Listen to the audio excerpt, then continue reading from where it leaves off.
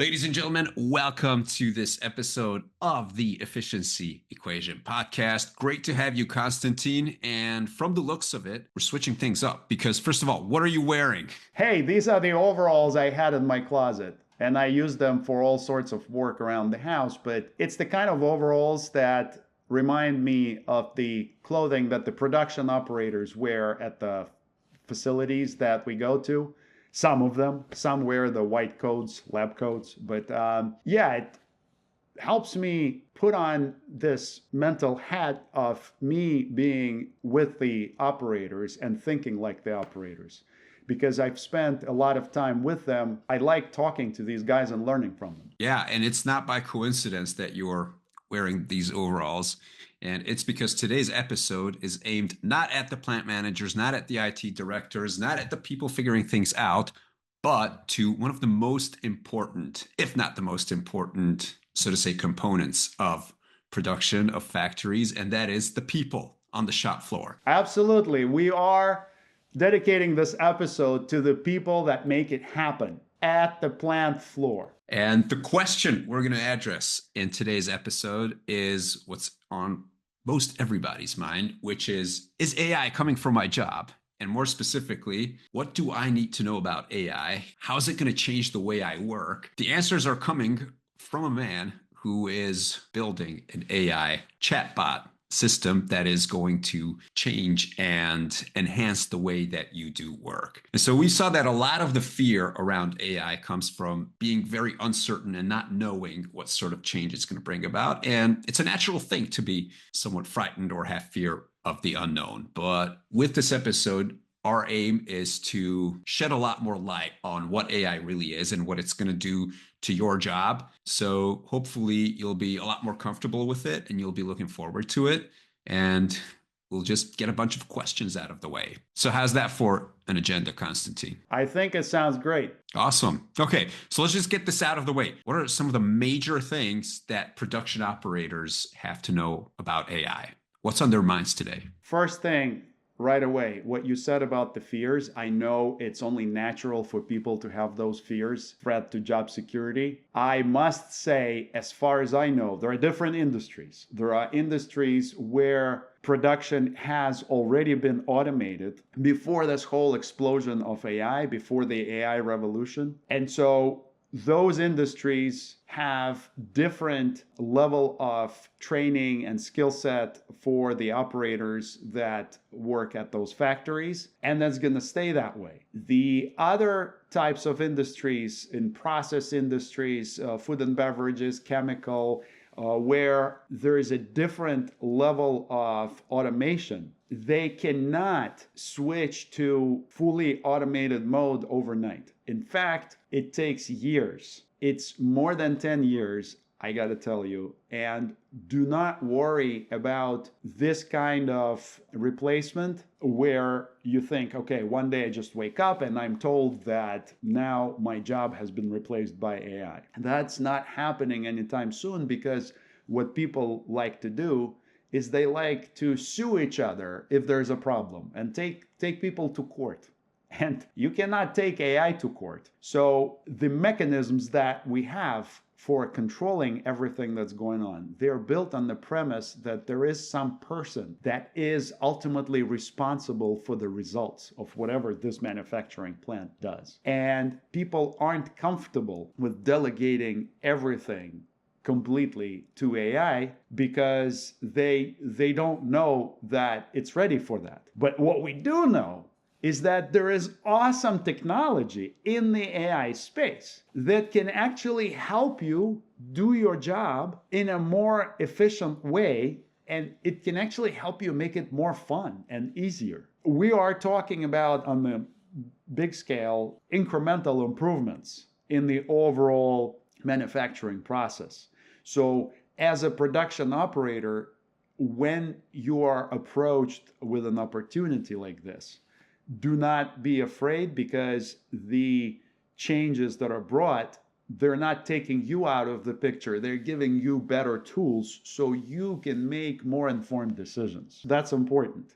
We're not talking about replacing people, because the operators are ultimately responsible for making sure that the machinery and equipment produces the right output. It's these people that the managers will ask at the end of the day. What was done? How was it done?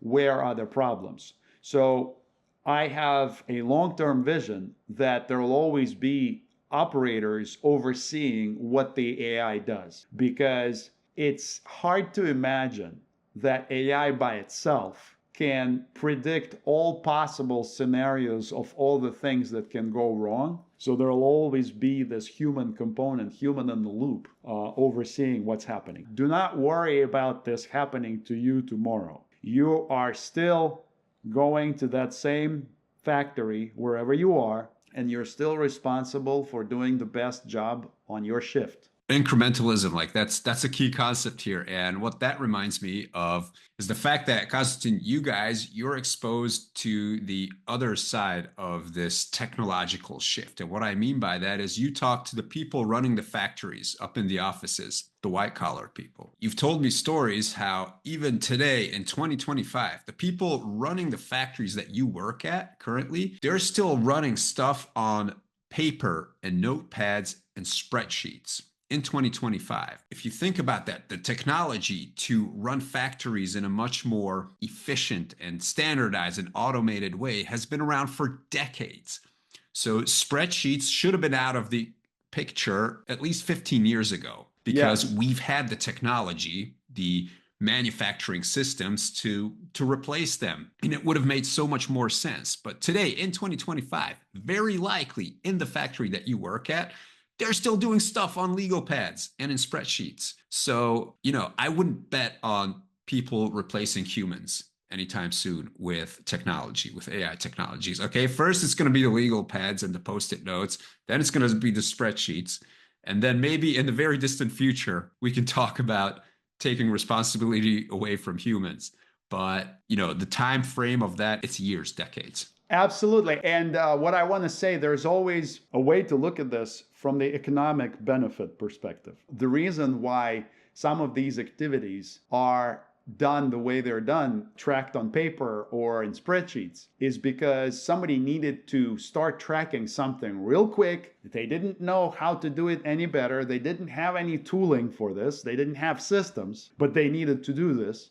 And they are surviving in that mode, and they're able to continue to do their business. And they think, oh, okay, well, I'm not sure if I invest a lot of money into something if it's going to have this payback. So that's the reason that there's this past where we've come from, where we didn't have this technology. And then there's always the economic factor, thinking about whether any investment into any of these tools makes sense. But the person that's making the decision might not know very well if these tools are the right fit for him or her. And that's why there is this prolonged evaluation. So let's put that to rest and talk about the exciting stuff that is becoming available these days. And we want these production operators to know about. Me as a production operator, how am I going to come into contact with AI inside the factory? I know I've got it on my phone, so I can talk to a large language model, a chatbot. I've got it on my phone, but how is it going to come into contact with me on the shop floor? There are different kinds of AI. There is machine learning, predictive analytics. Don't get bogged down with the definitions. Don't argue about whether this qualifies as an AI agent or just a regular AI chatbot. Think about it this way, in simple terms. You are going to come across an opportunity to chat with artificial intelligence, whether you're typing something on the keyboard or talking to it with your voice. We're not talking about you talking to your friend Billy. That's a different kind of chat. We're talking about interaction between a human and artificial intelligence. You asking questions and you getting responses back that are helpful to you. So as you stay focused on that, and you can easily imagine ChatGPT, you've probably heard of it, you've probably tried it, that kind of interface is coming to you in the future. It may be in the near future or it may be a little bit later, but this technology is now available, and you have AI chatbots and AI agents that can actually help you do your job more easily and more efficiently by giving you the right information at the right time. There are 5 things I want every production operator to know about the connected AI chatbots and AI agents. 1, they give you quick access to information. So when you're running your machinery or your processing line, if anything looks strange and you need to look this up, you no longer have to spend time looking for that binder with the standard operating procedure on your shelf, opening it and going to the right page, finding that right page, and looking stuff up, and also fighting the fear that you might have found the wrong page and you're looking somewhere else. So you no longer have to worry about that. With this technology, you can ask right then and there and you get your answer. So that's important. Quick access to information. Second, ease of use. These systems, this technology is now easier to use than the traditional systems. So a couple of points on that. Think about all those wonderful screens in your control room at the factory. When a person walks in from the street, they have no idea what any of it means. And you know what I mean when you have representations of your different machines, when different storage tanks and things like that, the piping that connects them. When you see all that stuff, it takes time to get trained to understand how to use this. Now, when you are presented with the opportunity to interact with artificial intelligence, whether you're typing or you're just talking to it, it's much easier to use. That's important. Now, I know that many of the production workers who work on the plant floor may be non-native speakers and they may speak another language better. So this technology makes that real easy. You can ask your question in your native language, you get your response, and it's still focused on that topic. This is important. Third point, access to information in real time. So think about that. You have this technology now that can observe what's happening at the factory. It can observe specific machines or specific production lines, see what's changing in real time, and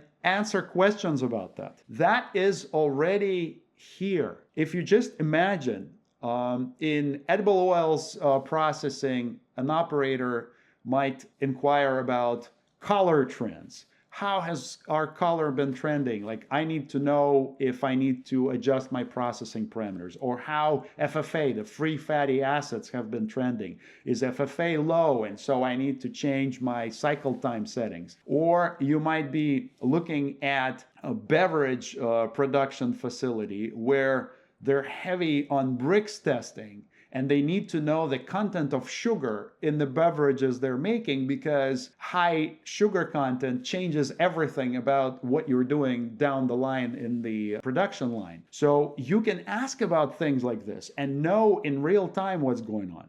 You can ask about connected lab information management systems or QC systems. You can ask, how are my samples doing? How is the lab doing with the stuff I asked them to test? So all of that is there. So when you say I can talk to AI, Yes. what does that look like? What device? Is that going to be on a dedicated computer? Is it going to be on my phone? Is it going to be some widget that we don't have yet at the factory? How's this happening? Good question. Thank you for asking that. So it's all of the above, really. What we are working on right now is this technology that it originates on the servers. You think about the setup where the operator might come to work and they see a screen in front of them, and there's going to be a pop-up window, and that particular screen obviously has a computer attached to it.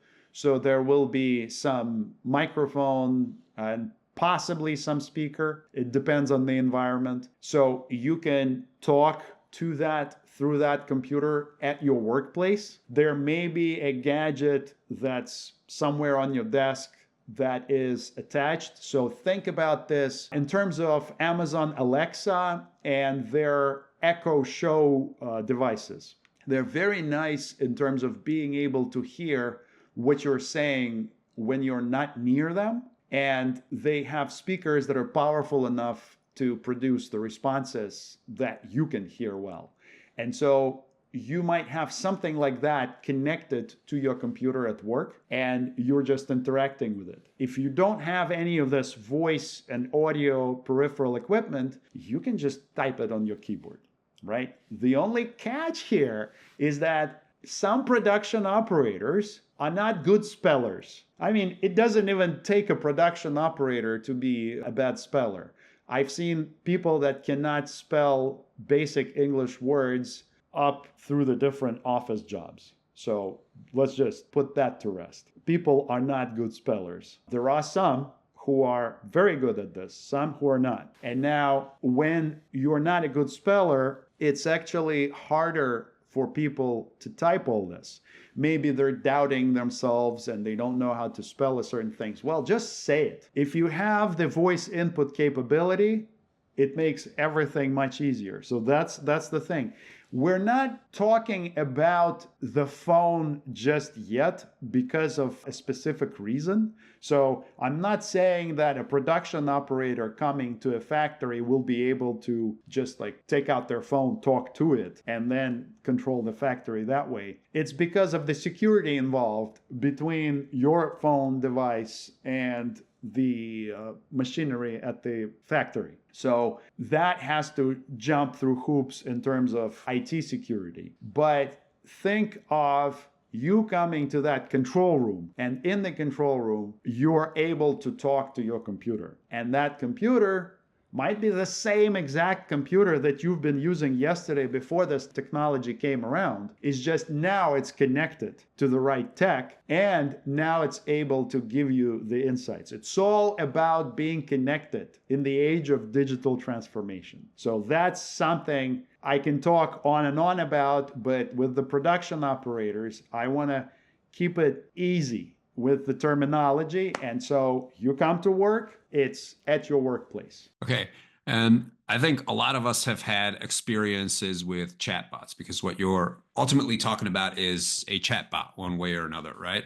So when a lot of us would chat to a customer service chatbot because we ordered something online, we would realize that they're still pretty dumb. I mean, there's no better way to put it. And a lot of these chatbots would like not answer my question or direct me to a human. So where is the technology currently when it comes to running factories and operators talking to these chatbots? All right, no technology is 100% perfect, none. However, in terms of what you said, I have noticed that too. I hate those stupid chatbots that are not able to interact with me the way I interact with them. It's a different level. So behind the scenes, the older chatbots had all the possible questions predefined. And somebody sat down and wrote down, if the user asks this question, respond with this. If they ask this, respond with this. And of course, when you come and you ask your question, you find some way to ask it that those people did not define and did not foresee. There's some kind of complication, because if you didn't have that complication, you wouldn't have come to ask it that question. So usually, those questions that they pre-programmed, they're the basic stuff that you figured out a long time ago. So that's the old generation of chatbots that people don't like. I can tell you the best illustrative example is when you call somebody's support line, and there's this old phone-based system that says, okay, but I can answer your question. It says, what are you calling about? And after you tell them what you're calling about, this automated voice tells you, oh, I didn't get that. Are you calling about apples and oranges? Like, no, I'm not calling about that. And so you get frustrated, and then you start screaming, operator, operator. And then it says, okay, now I can switch you to the operator. So we're not talking about that. None of that. We are not talking about those customer service chatbots that actually don't know anything. We're talking about more of the cutting edge, latest ChatGPT style of intelligence that you're talking to that actually responds in meaningful ways. But now, the added layer here of excitement and opportunity is that people have figured out how to connect ChatGPT level technology to the real-time data in the factory. So ChatGPT by itself will not help you with this. It will look up general information maybe about your industry, about how people generally do this kind of work, but it has no access to your real-time data. But people have now figured out how to connect the two.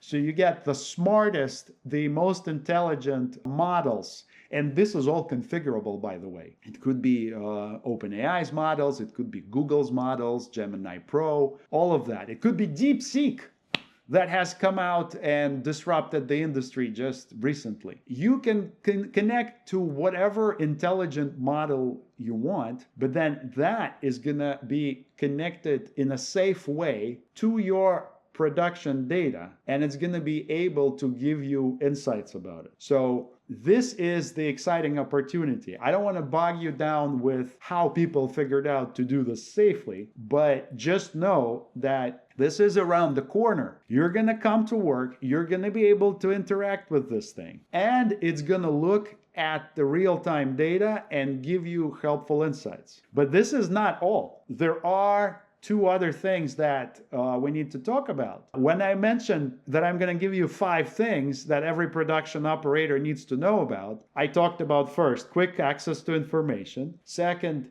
ease of use. Third, access to real-time data. Now we're talking about the 4th item, standard operating procedures. All of these production operators, they live with lots of rules about how they're supposed to do their stuff. And I've read through many of those operating procedures.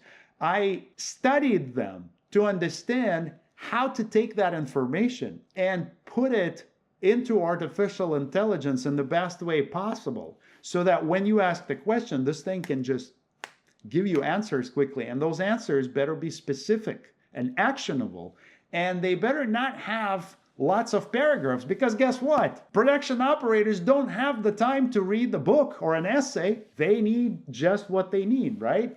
And you can then take that answer and give it in a written form, or you can convert it to speech and sound it out to them. What I've learned is that people actually want to see something with their eyes. Operators like to see pictures or videos. But again, the best possible way to show something, to present information, depends on the environment and specifics of that plant, because you don't want to waste anybody's time. So this is what we're talking about. Now, if you're troubleshooting something, you would have had to go look this up, maybe ask your colleague, but if you're on the night shift, very frequently there's not many people to ask around. And so you would have to pull up that binder, look, find that page, and hope that that page is crafted with all the right detail.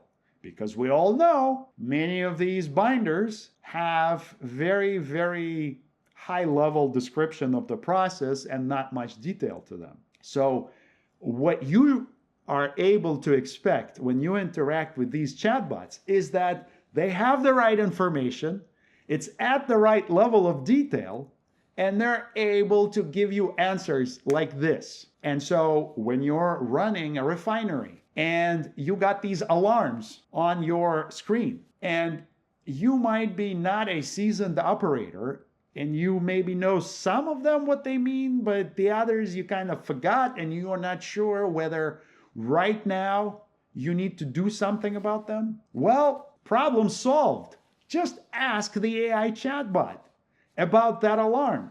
It should be able to tell you what exactly you're supposed to do. Now, the other thing is the recipes. So in this world of production operators, I've seen it myself where on the night shift, a brand new production operator comes in. She has been trained before, but as with many people going through the training where there's a lot of new information thrown at you very rapidly, she forgot some of it. Now she's standing in front of a control screen. We're talking about 2 a.m., 3 a.m. She's not sure what to do next. She wants to ask somebody, but she is by herself in that control room. So luckily for her in that situation, she picked up the phone and called the support guys.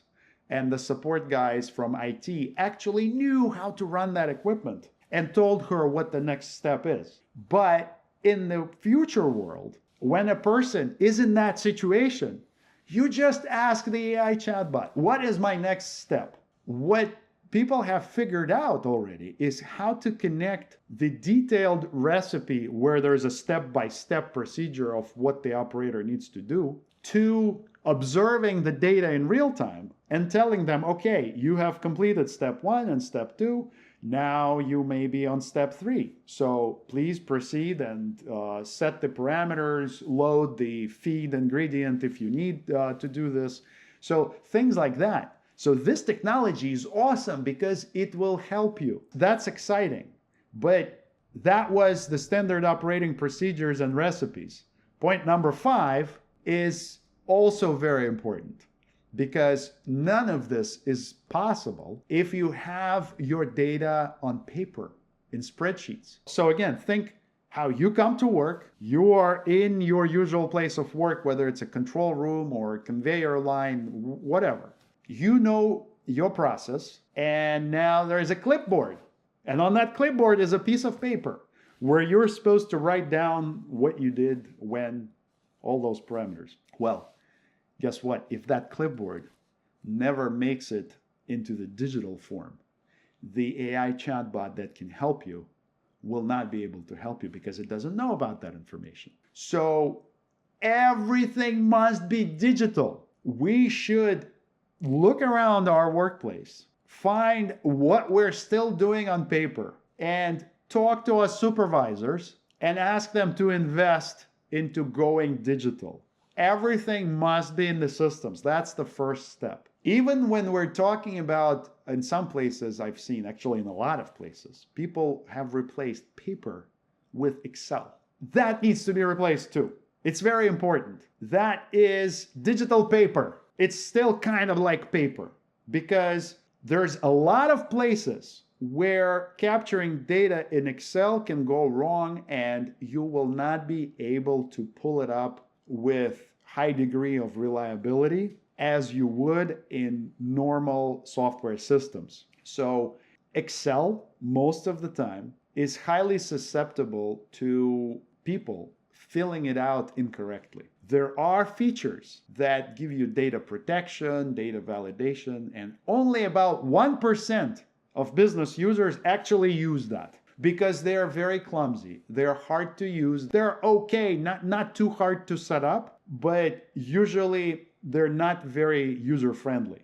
And so people forego that part. They just release the spreadsheet and say, oh yeah, hey Joe, just fill that out every day. And people can write whatever they want, wherever they want, and now this data stops making sense. So we're talking about going digital in the sense of pushing to get data off of paper and off of these spreadsheets that you fill out every day into systems that are going to store this data in databases. When it's stored, there is now sanity around all this and validation. And when the data is validated, you know it can be relied on. When it can be relied on, it can be used to help you. What good is it to be able to write down something that makes no sense to anybody in a system if you are then trying to ask this artificial intelligence to look at your data and help you figure out your next steps? This is how I'm trying to connect the dots, guys and gals. You all know that you've come to work many times and scribbled something on that clipboard. Well, if you don't care about who's going to use that, your scribbles, down the road, sure, fire away, scribble some more. But now, if you understand that you are the ultimate beneficiary of what you write down, of what you type in, of what you say to the system, of what button you click, now it should ring the bell and you should understand, yeah, I should actually put in data with high quality, because I'm going to be the beneficiary, because that chatbot is going to look at it and tell me what the next step is when I'm lost. So this is where it all comes together. This is the perfect time to get things right. And I would say, again, what are the 5 things that every production operator should know about these chatbots? 1, quick access to information. So you're going to be helped to do your job better. Ease of use. This is much easier to use than any of the traditional screens that you have at the factory. I bet you everything I have on that. This is easier. Tried it. 3, real-time information. So the good connected chatbots can connect to your factory data safely, such that nothing leaks outside, and answer questions about what's going on in real time right now. Point number 4, standard operating procedures. Those will be in the chatbots so that you don't have to flip through the pages in the binder. I have flipped through many pages myself. I have worked the job where I was told that I was not allowed to improvise at any time. And every time I needed to fix something, I had to pull out the black binder, find the right page, make sure it's the right page, and follow the standard procedure for fixing that part. So I can relate to this. I understand that now you just say it. Hey, I need to fix this thing on such and such equipment. Maybe my color is off on my processing line. What could possibly be the reasons? How do I troubleshoot? And then within seconds, the chatbot tells you exactly how to troubleshoot that particular thing. So that's the SOP point. Now, the 5th point, everything must be digital or you won't be able to get this help. And the data that's digitized needs to make sense. It needs to be good quality data. So it's not enough to just say, hey, okay, we're just going to throw this over the board. And we had some junk data that nobody could make sense of when it was on paper. Now it's in the system somewhere. You actually need to make an effort to look at that data and make sure it makes sense, it adheres to your company's standards, and everybody is good with it. I would reiterate the SOP situation. In many plants that I visited, there are some areas that are better documented than others. I have seen SOPs that are just 1 page long. Usually in those 1-page SOPs, there isn't any troubleshooting information. So take a look at what you got, talk to your supervisor. Now is the time to fix that, because guess what? When you don't have any troubleshooting information for your specific station where you're working, the chatbot isn't going to know, it's not going to invent that, so it's not going to be able to help you. But if you have it documented, then we can take that information, throw it into the artificial intelligence, and get it going for you. So it's very, very important. You look around your workplace and you fix it in preparation for this technology that's coming to help you. Yeah. One final question, Konstantin. So how expensive is this thing? Is it gonna only show up in the biggest factories with the largest companies, or is this something that is gonna spread like weed? This is a great question. Thank you for asking that.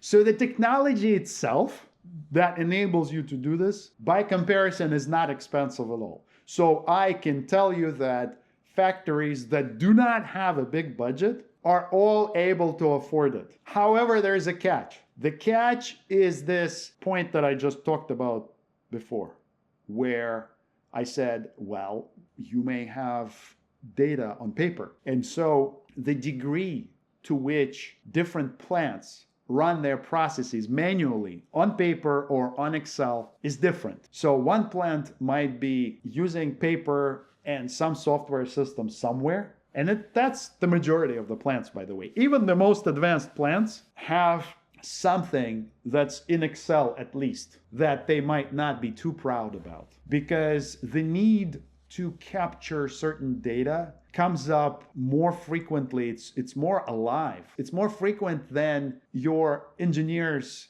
trying to engineer a system-based solution for you. So A lot of people have that. But once you figured out what you want, get it automated through a software system quickly, because when it's in the system, now the AI can connect to it. So there are two parts to answering this question. The part about bringing the AI technology and giving you the chat interface with voice, with text prompting, that is comparatively not expensive. So many factories can afford that. However, the journey to get there where most of your data is available in digital format may be more expensive depending on how manual everything is at your plant, right? And in those situations, my biggest recommendation would be to go stage by stage. So take a staged approach, and in the staged approach, what you want to do is focus on what gives you the most value first, biggest bang for the buck. Do not try to attack everything. So maybe if quality control is something that you can see that you can go digital with faster than everything else, that will result in higher quality products coming off the production line and higher customer satisfaction, better business, better workplace for you as production operators. Focus on that. There are areas that can be targeted for a staged approach, and the production operators are the people that give the best suggestions in that regard. It's what you see around you that you think could be improved. Start with that. Just say it to your supervisor. Start collecting suggestions for improvement. All your ideas are valuable. And then from there, that will help you prepare for this, or it will help you tackle this in a staged approach. But the technology itself, I'll say it this way. I don't know when this episode is going to come out. So we're doing a Prove It conference in February. February 18th through February 20th in Dallas, Texas. And there are going to be people who have this kind of technology. If this comes out before then you still have the opportunity to go to Prove It conference, Prove It 2025 in Dallas, Texas in February. If this comes out after, look up that conference. You will see videos from it. Look up those vendors. Look up that technology. If you come to your supervisor and tell them, hey, have you heard about this? These guys have this technology that's able to simplify all our training pain. Get rid of that, training processes. They are painful. We know that in most production facilities, operators dread training for yet another thing. So how does this simplify it? It's training on the job. You ask a question, you get an answer. The next question you ask is going to be a level higher, more complicated, more sophisticated. You're going to get an answer to that. It's interactive, and you don't have to sit in a 2-hour or 4-hour class to learn all this. You learn on the job. It's the best thing. So if you don't want to go through any more of those boring, drawn-out training sessions, talk to your supervisors about getting the AI chatbots into your workplace. And expect that you're going to come to work, you're going to have your computer, you're just going to be able to interact with it, and it's going to help you do what you normally do. We're not talking about replacing the screens of the software just yet. So that may be further away, in some cases many years away. We're talking about something in addition to the screens that you have, that you can talk to, that's going to know what is generally happening with your current production process. People have figured it out how to do this. So it's an exciting time. Go get your documentation in order and talk to your supervisors about going an extra mile and taking the next step. And if you have the chance, come to Prove It conference. See it for yourself. You'll be able to ask some questions, I'm sure. Well, Konstantin, this has been super insightful. Thank you so much. I think you shed a lot of light on what's coming and in a lot of ways what's already here. It's a good time to be alive. It's a good time to work in manufacturing and exciting times ahead. So thanks a lot. Yes, and thank all of the production operators for the hard work that they do. I thank you from the bottom of my heart because I've seen what you guys do. and I appreciate your work. And so now is the time to speak up and to be the champions of change. If you want something that's going to make your life better, speak up. This, I believe, is one of those technologies that will make it better.